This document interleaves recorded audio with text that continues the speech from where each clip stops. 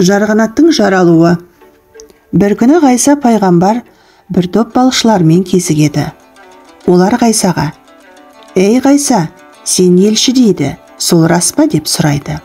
Ғайса: «Иә, мен пайғамбармын» дейді. «Пайғамбар болсаң керемет көрсетші, елші екеніңе сенейік. Мұғжиза тек Құдайдың қалауымен болады.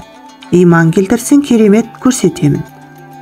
Қызық үшін сұрасаң кесір ұрады» дейді. Балықшылар бір ауыздан келіседі. «Қандай керемет көрсетейін?» дейді Ғайса. Бірінші балықшы аудағы балықты көрсетіп: «Мынаның аузынан құс шығар, денесі жүнсіз болсын, аузына дем сал, көз алдымызда ұшсын». Екінші балықшы: «Құстың тұмсығы болмасын, басы қойдан аумасын, тістері болсын, бірақ шөп те ет те жемесін, қорегі нан болсын» дейді. Үшіншісі: «Құлағы есектің құлағына ұқсасын, көзі болсын, бірақ көрмесін, аяғы болсын, бірақ жүрмесін» дейді. Төртіншісі: «Құстың емшегі болсын, бір емшегінен сүт ақсын, екіншісінен су ақсын, өз емшегін өзі сорсын» дейді. Бесіншісі: «Құстың қанаты кеменің желкеніндей болсын, бірақ суда жүзбесін» дейді. Алтыншысы адам: «Құс жұмыртқа баспасын, толғатып тусын» дейді.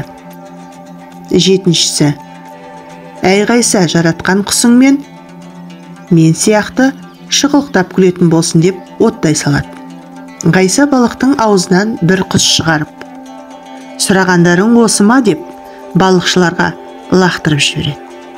Түрі сиықсыз, аузында тісі салбыраған, екі құлағы, екі емшегі бар мақұлықты көргенде олардың зәресі ұшады. Құсты жерге тастай салып: «Елші екеніңе сендік, мынаның қарасын жылдам құрт, түрін еткен қорқынышты» дейді Ғайса. Алла күн деп әмір бергенде жаралмайтын зат жоқ. Қанша жерден қиялмен қиындатсаң да, Тәңірім қиыннан қиыстырады» дейді.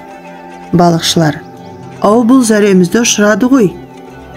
Көрген адамның жүрегі жарылып өлер» дейді. «Ендеше тек түнде ұшсын, адамға көрінбесін» дейді Ғайса.